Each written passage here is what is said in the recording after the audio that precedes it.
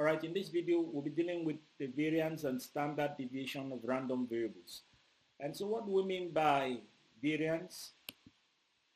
You should be aware of the fact that we define something like this: x bar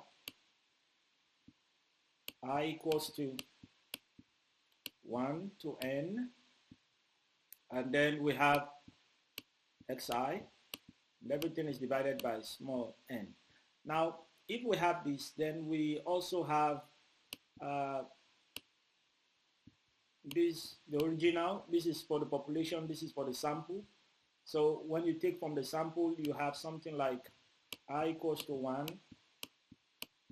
I takes value from 1 to capital N, and we have xi, and then everything divided by capital N. And now, when this is the case, we call this sample. This is for the sample now, and this is for the population.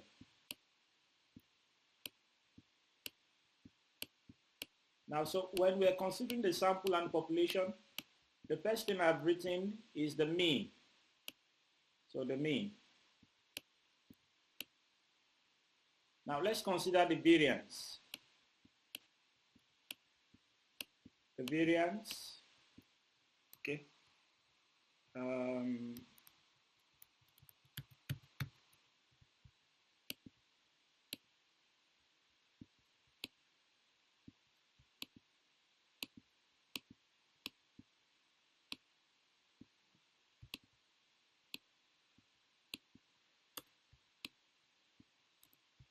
So the mean, that's the first one. Then we consider the second one, the variance. Now the variance actually, and now this is R. Sorry, please permit me.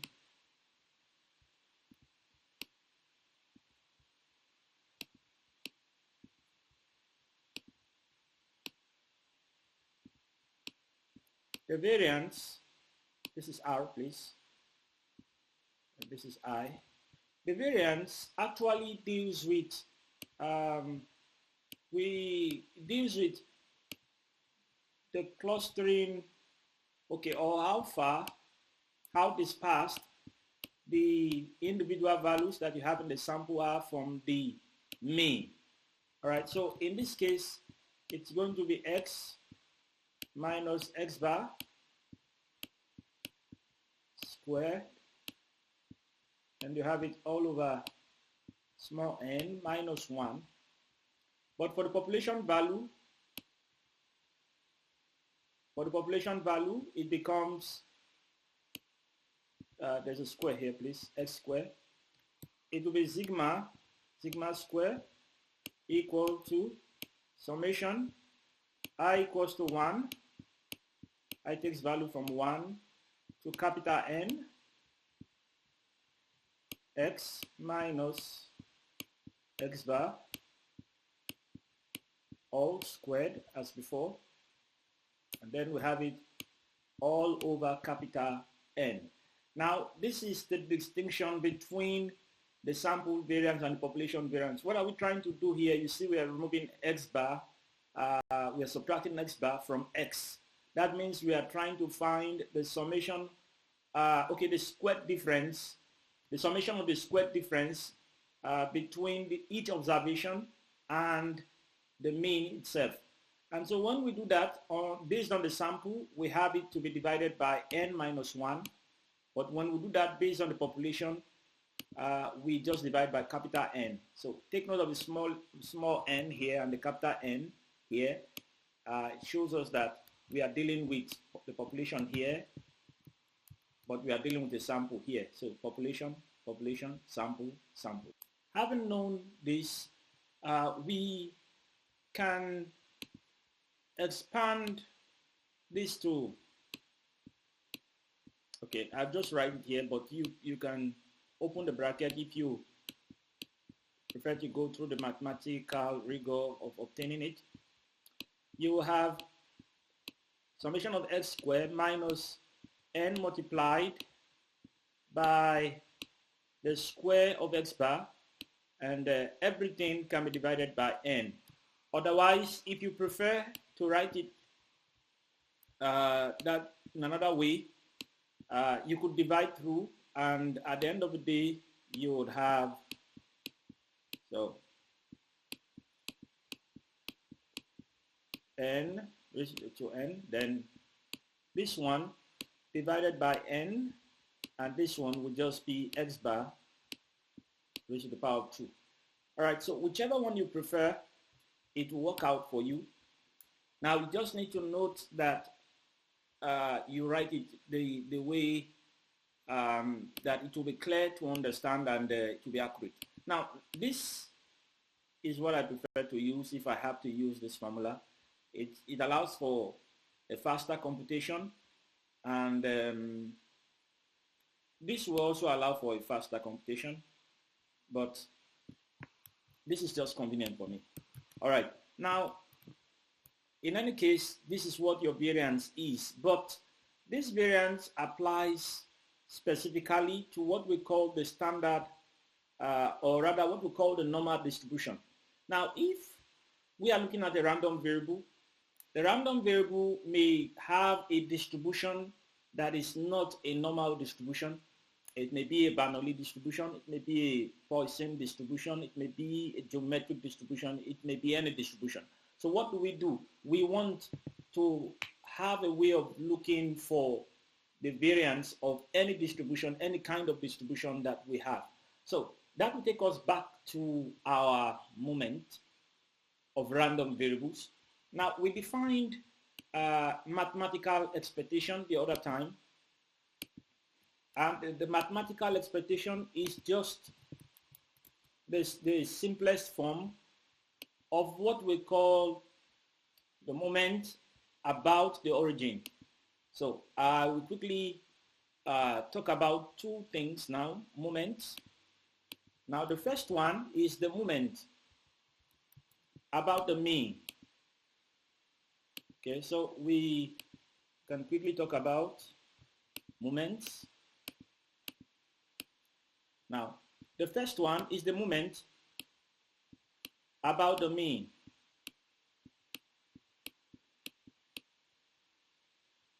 Okay, about the mean.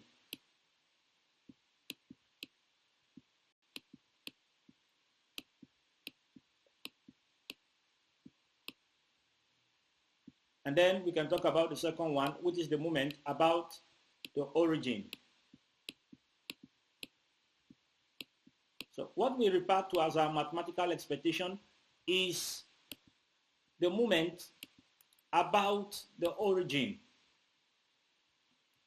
or the smallest or the simplest form of the moment about the origin. Now, what do we mean by moment about the origin?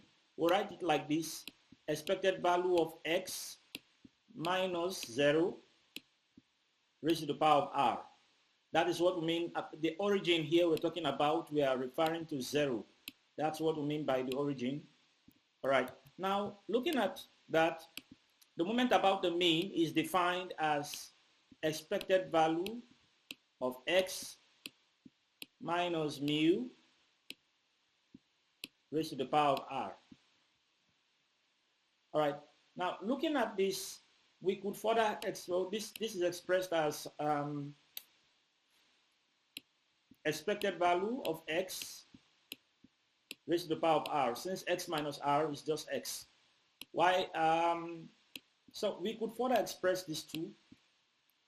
Now, for this, depending on whether we're talking about a discrete distribution or a binomial distribution, we can have certain expressions. Now, if we want to express this, we express it like, okay, maybe we want it to be for discrete distribution, then we are going to have something we are going to have it defined with respect to summation. We have it to be x, but before we go there, I'll I would like us to look at that of the moment around the origin.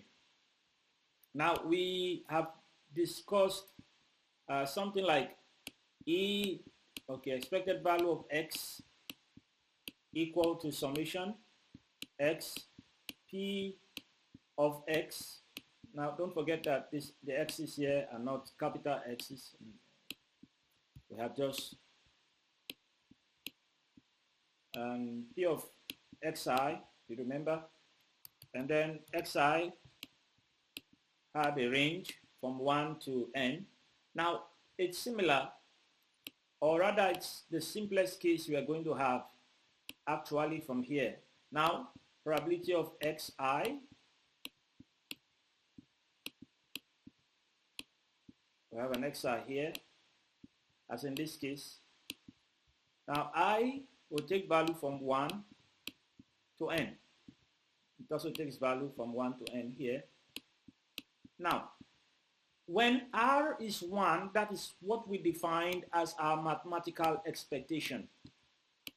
Now, this is what we call the mathematical expectation. It means the moment about the origin when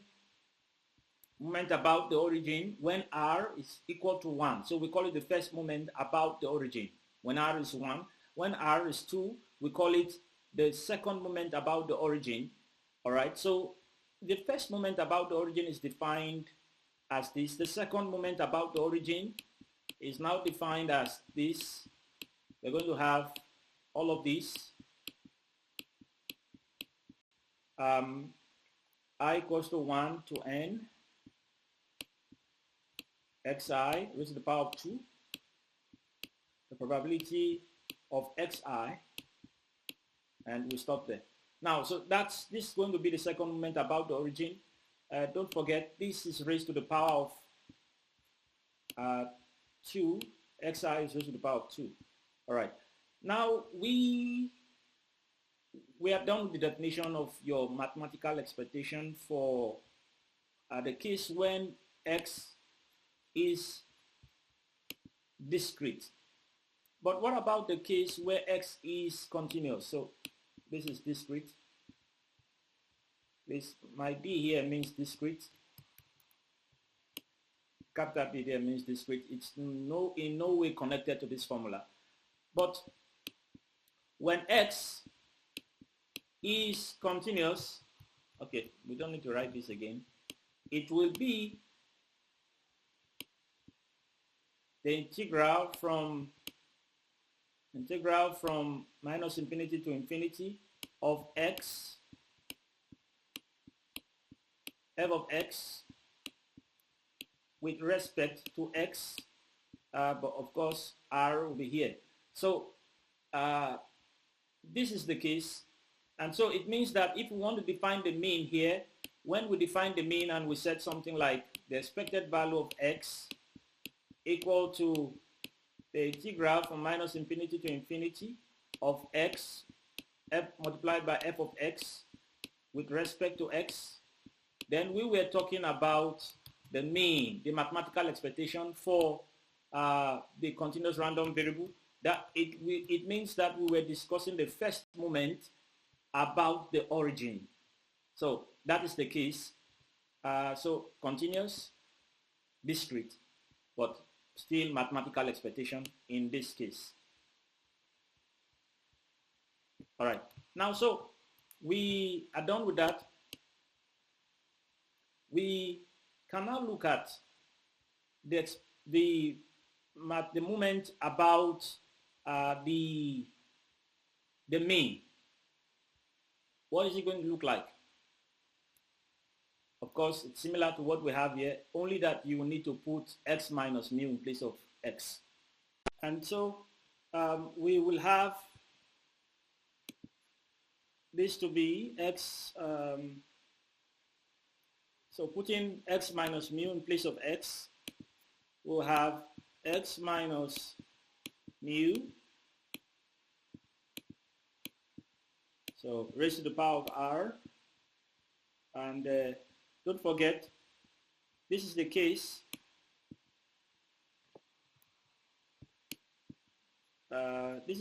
where x is continuous,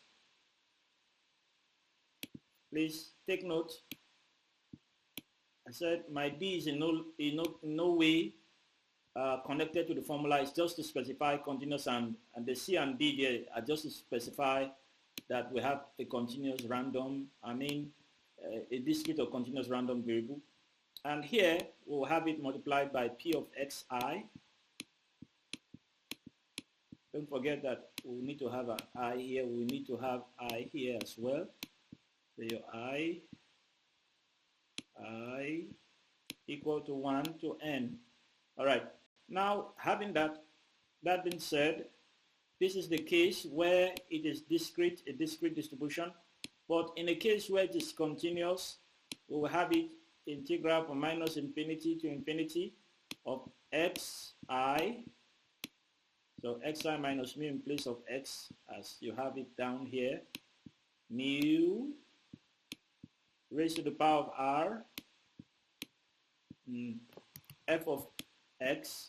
Oh, we don't need to put I in this case, just need to put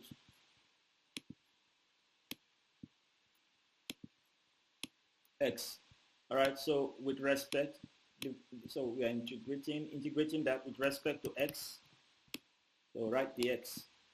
All right, so this is the case when x is continuous, the random variable is continuous, the random variable is discrete in this case.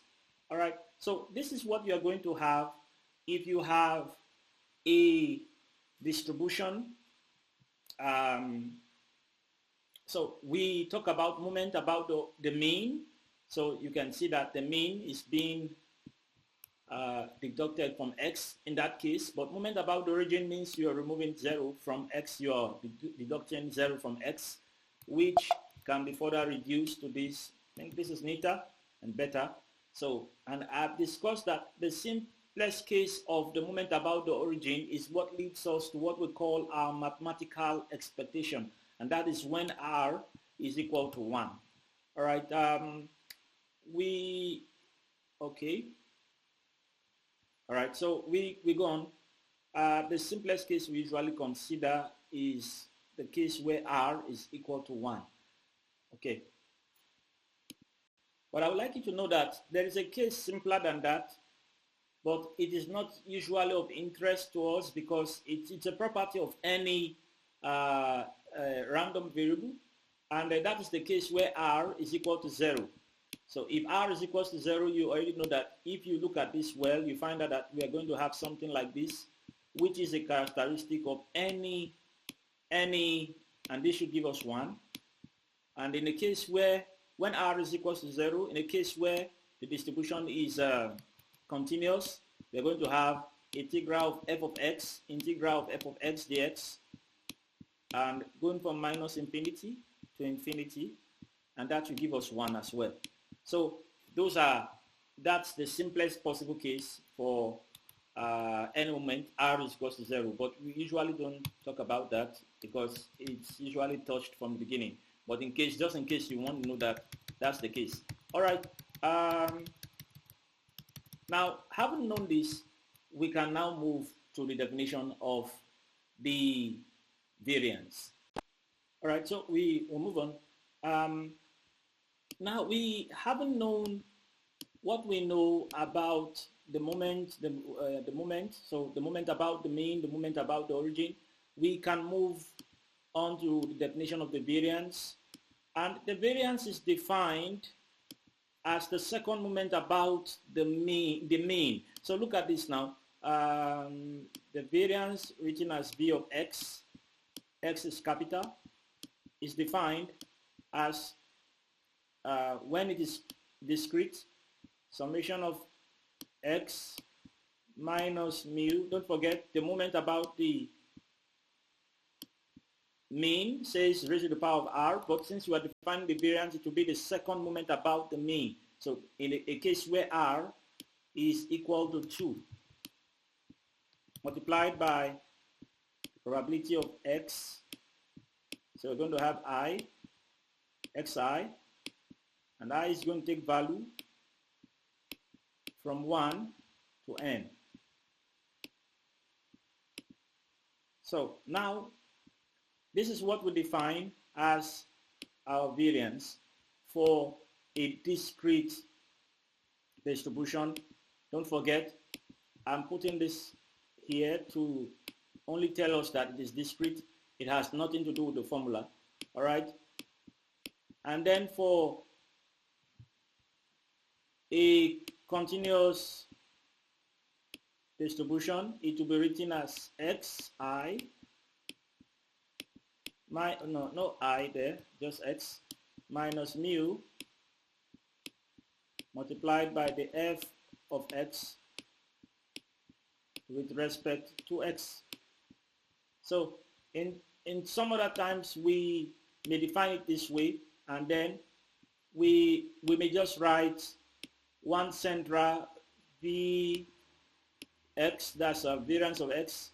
We may just write it, and then when we have that one variance of x, we may come here and say the variance of x equal to, then we have a brace that connects the two equations, and then we have an equal to, and then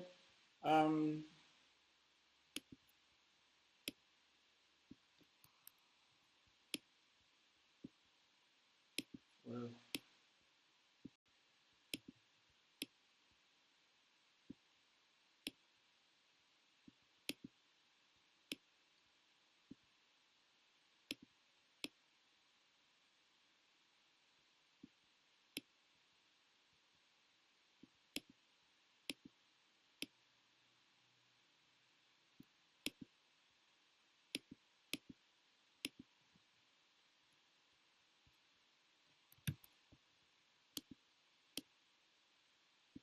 so here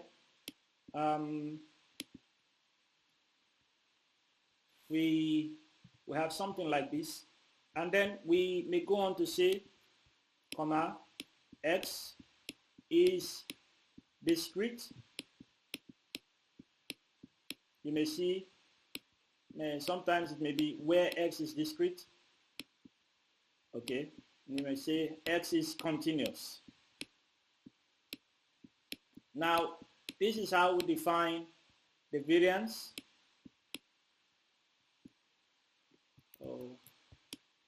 And it makes sense because it helps us to avoid every kind of ambiguity that may want to come up. Now this is the case.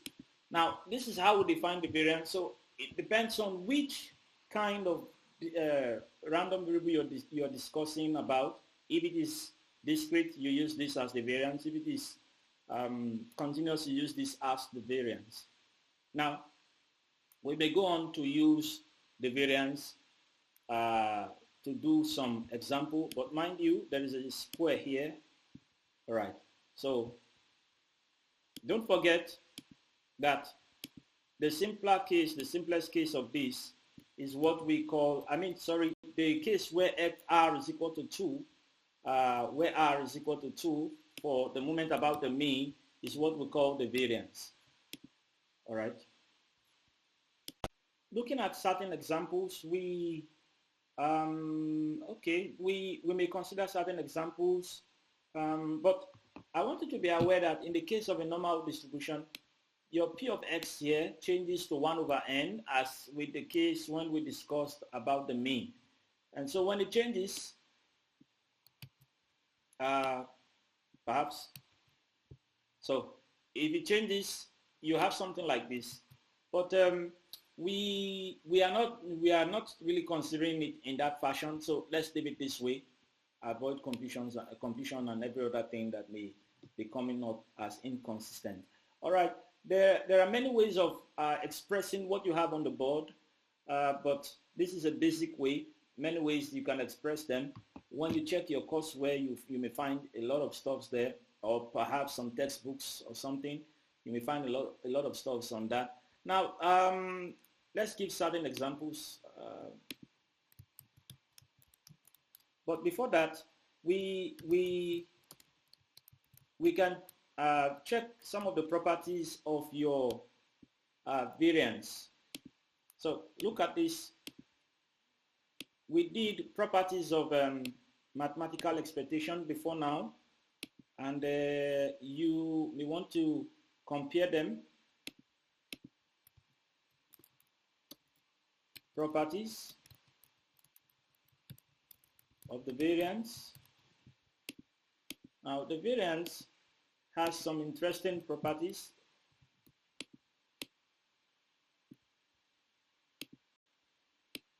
Number one, the variance of x plus a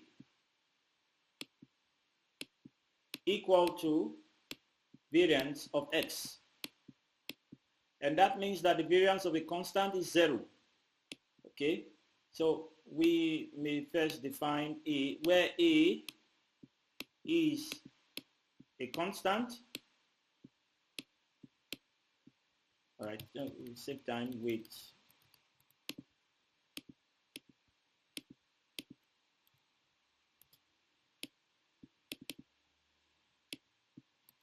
where a is a constant, x and y are random variables, then the following hold.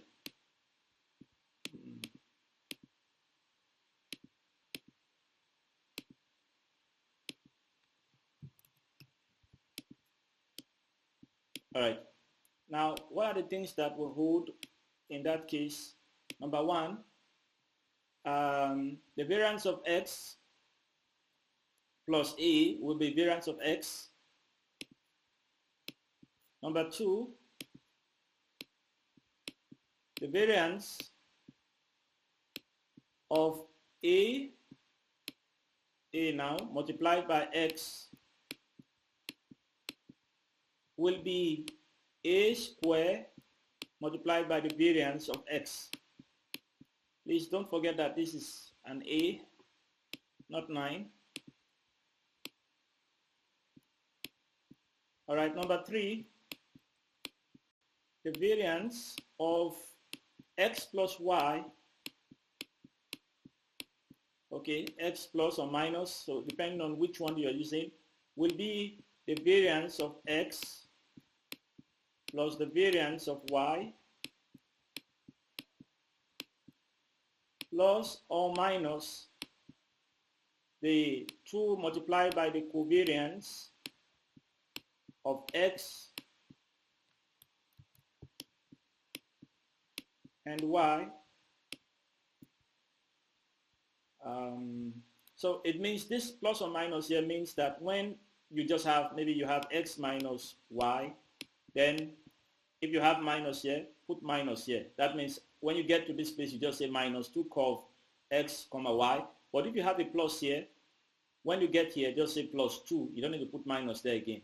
So if you have plus, you just put plus. But if you have minus, you just put minus. You can't put the 2. But this is a short way of writing it. Instead of writing the 2 different formulas, you just write this one. All right, so looking at this, we don't need a fourth. All right, so considering all these 4 properties, we are good to go. Let's take some examples and see. But before we go on, I want you to be aware that the fact that property 3 states that the variance of a multiplied by ax equals to, okay, the variance of ax equals to a squared multiplied by the variance of x means that the variance of this is equal to variance of x. Why is that? That means that, okay, this is because it's that way because you are going to have variance of, so in this case our minus 1 is our a, so we'll have it multiplied by x, and so since that's our a minus 1 will go out and be squared, and then we'll have the variance of x, and so that gives us x, variance of x. So that's the reason. Please take note of that.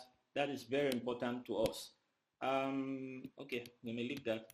And we can now go on to take some examples.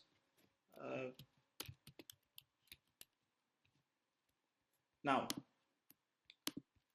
in the case of a fair die, first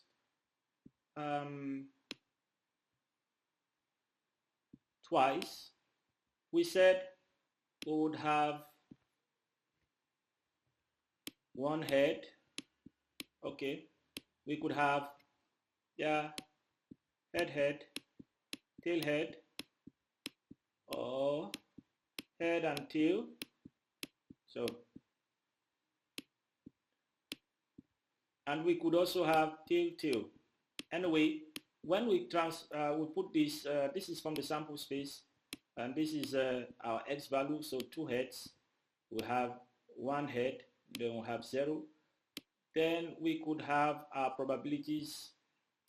We would have our probabilities as probability of x, and we will have 1 over 4, 1 over 2 over 4,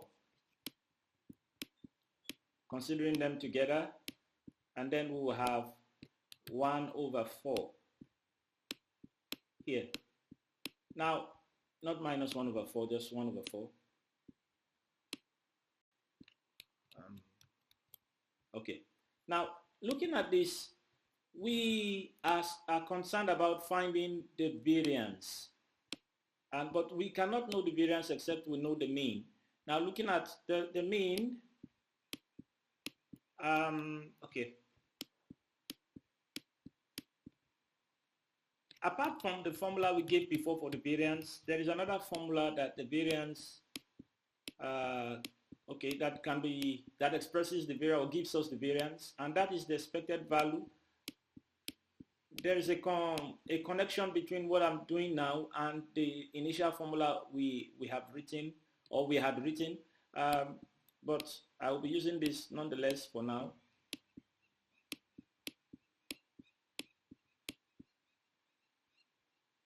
And that will give us, so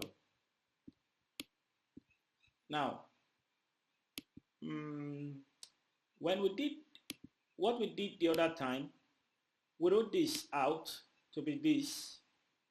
Now, if we put 2 here, so going back, the variance of x, we said, will be equal to the expected value of x minus mu raised to the power of 2. But don't forget that mu itself, we have discussed before, said the expected value of x is equal to mu. And so because of that, we could express this as the expected value of x minus the expected value. Okay, so the expected value of the difference between the expected value of x. Okay, so the expected value of the difference between x and the expected value of x. So if you expand this, you are going to get this at the end of the day. And so that is why we can express this as this. We are not, okay, we can take the other ones. Okay, just need to know about these ones, but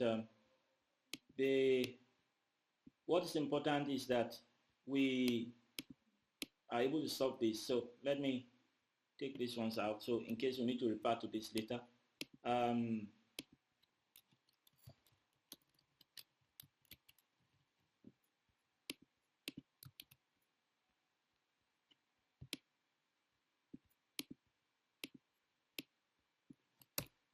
Now, going from this place, we can actually find our mean. Now, another thing I wanted to know is that we may not necessarily pass through this to get what we want to get. If we go by just using the, okay, I'll do that also, but if we're going by this method, then we need to find the expected value of x first. And then it means that we will have expected value of x should be what? Summation of x multiplied by f of x. Okay, p of x in this case, because x is xi. X is discrete, so, and then there are only 2 values. So from here, I mean, it start from 0, we are going to do 0 multiplied by 1 over 4 plus 1 multiplied by 2 over 4 plus 2 multiplied by 1 over 4, and at the end of the day we are going to have 4 taken out, and then we have 0 plus 1 plus 2, okay, plus 2 plus 2, 0 plus 1 plus 2 plus 2. When you multiply out, sorry about that, 0 multiplied by 1 plus 1 multiplied by 2 plus 2 multiplied by 1, and that's going to give us, when you do all of this, this will give us 0, this will give us 2, this will give us 2, this will also give us 2, and that will be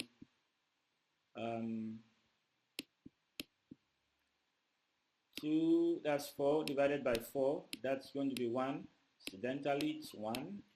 Doesn't have to be 1 all the time, it will not be 1 all the time, but it's 1 here. And we can find this also, and this will actually be defined as this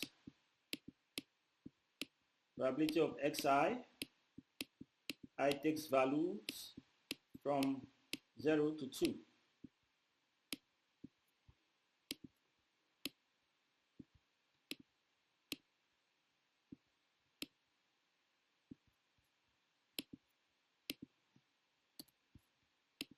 And when that is the case, it will become everything we have done there before. So permit me.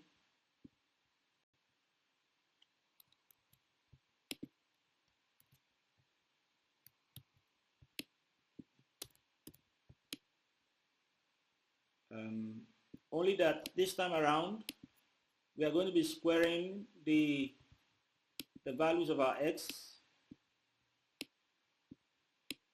so that x squared, the probability multiplies each one. And when we do that,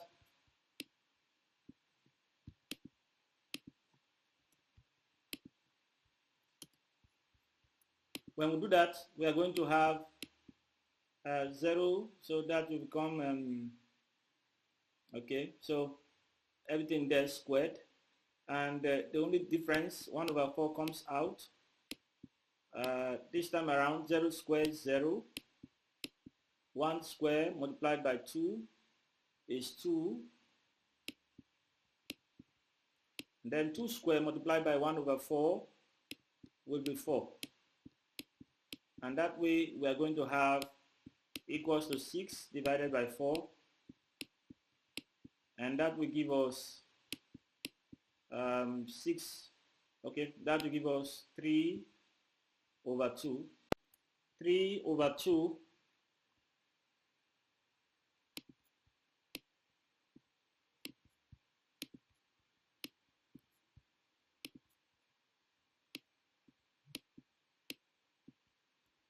Okay, so that would be the answer, and that's 1.5 if you prefer the fraction. But I think I prefer to leave it in this. If you don't prefer the fraction, you may put it as 1.5, but I think I prefer the fraction. Now we can go on to say the variance of x is equal to what we have written before, this minus the square of this, and that will be 3 over 2 minus the square of 1. And if we do that, we are going to have 3 over 2 minus 1.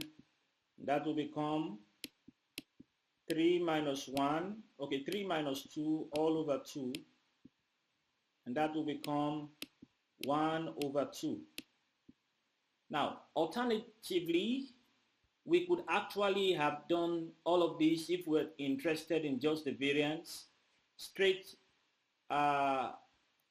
way from what we did before. Let's use the variance of x to be equal to summation of xi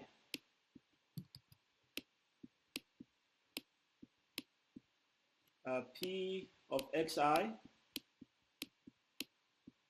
Now I takes values from 1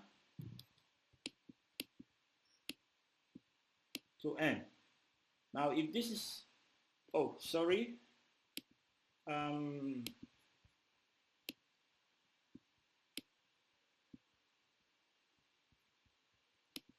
x minus mu squared, and we could do that from here, but that's going to take, it means we need to find this separately, and I think it is wiser to do something that will take less of your time, except you decide to expand this in such a way that you have xi, perhaps, if that is what you want, summation of this, and then we have xi squared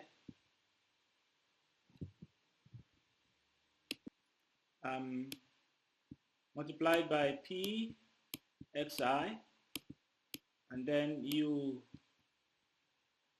can have minus mu. Okay, so if that's what you want to do, then you are fine, but okay, this will be squared, your mu squared, but it's advisable to stick to what we have here, as it will save you both time and complexity. So it means that if you don't have so much time, you would have obtained this, assuming you also asked to obtain this, and it will save your time. So it's a better way of doing it. But if you like to use this, or perhaps even this, which I do not recommend, then you're fine. As long as you do it well, you're okay. All right, so that will be it for that example. That's it for this example rather. So now we can look at the variance of a random variable which is a function of another random variable. Now, how is that going to be? We looked at something like that when we did mathematical expectation, and we want to do something like that when we are dealing with the variance. Okay, now so assuming that y is a function of x, but x is defined in such a way that x could be anything. Let's, for instance, if we consider the previous example, x could be defined as a formula or something, but let's just consider the previous example. Our our expected value e of x was defined to be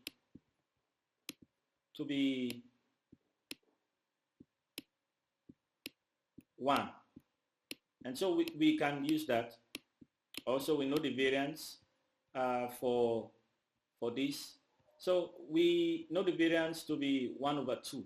Now, when this is the case, and we want to find the variance for y, which is a function of x, then it's very easy. The general formula for that will be variance of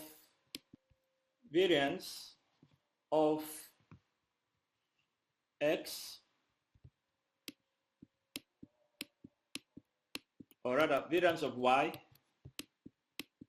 equal to expected value of y minus expected value of y square. Now, what we have here will in turn be equal to the expected value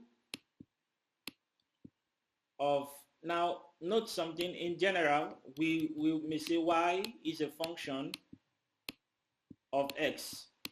So rather than writing it as f of x to be distinguished between your continuous distribution, which we usually write as f of x, we just use h of x here, g of x, anything can come in there, and then we'll have it to be expected value. So wherever we see y, we are putting h of x there, h of x minus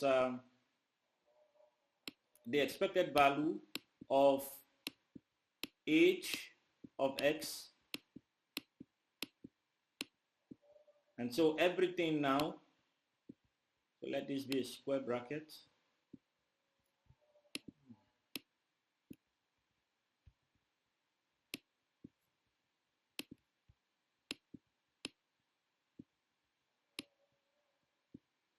All right.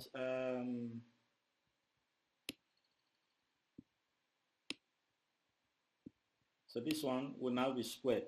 That's what it's going to be in the long run. When you work this out, you should get this. Now, we can use this to get our variance for y. So note something, that this is the formula in general for a case where, so let me take this away from here. For a case, as I said, where, okay, so we are looking at a case where we have the variance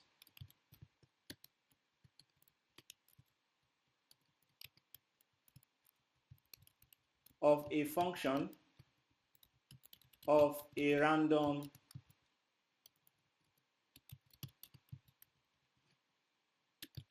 variable.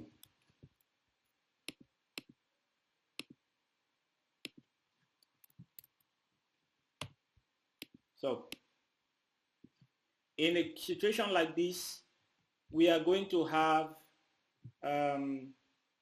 this formula as valid. And so looking at the previous example, if we say y equals to 3x and we know our variance to be, we may even have y equals to 3x plus maybe plus 9, say.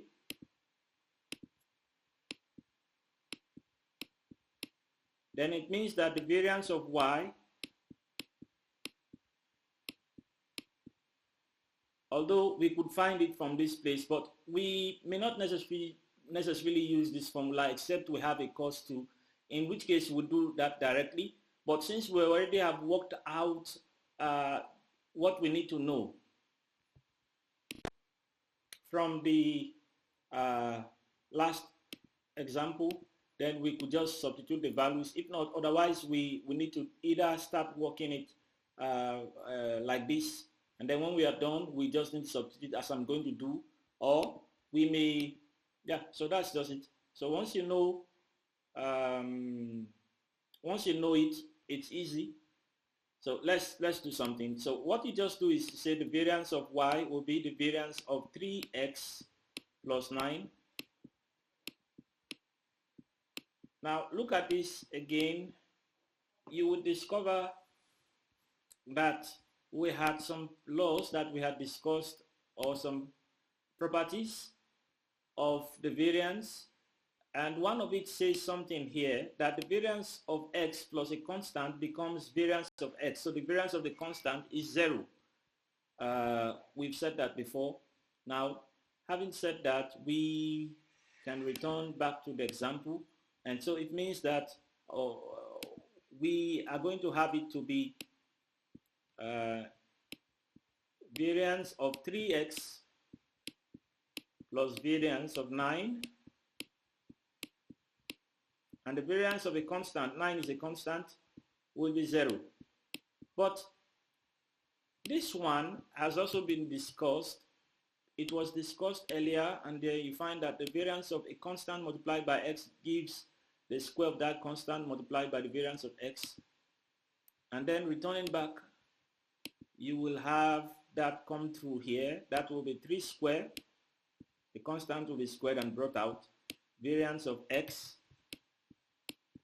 and we said the variance of 9 will be 0 because 9 is a constant, and that will give us 3 squared becomes 9 multiplied by the variance of x. Now the variance of x, we said before, is half. From what we discussed before now, we said we found the variance to be half, 1 over 2. So the variance of x was 1 over 2. So because of that, we can fix that simply to what we are doing here, and then we get 1 over 2, and that will give us 9 over 2. And if you prefer, like me, you prefer the fraction, you want to leave it that way, but if you don't, then it will be 4. Perhaps you prefer mixed fraction, and if you don't, you prefer decimal.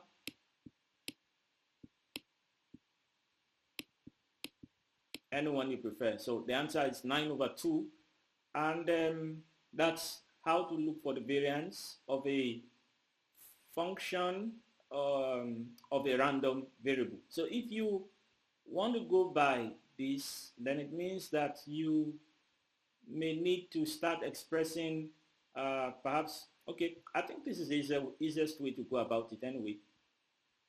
And right, so in that case, that brings us to the standard deviation. Now, in any case, the standard deviation is the square root of the variance.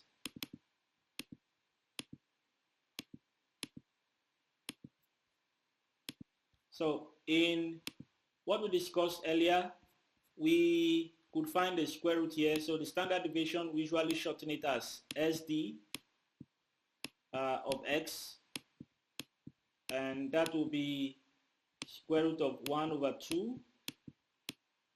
And so whatever that gives you, that's the square root there. And then we go on to the last example we did. The standard deviation, written as SDX, will be equal to the square root of 9 over 2, or 4.5. So whichever one you want there. And that's that, about that. So if you like, it's the square root of 4.5. Hence, it is important to know that the standard deviation is defined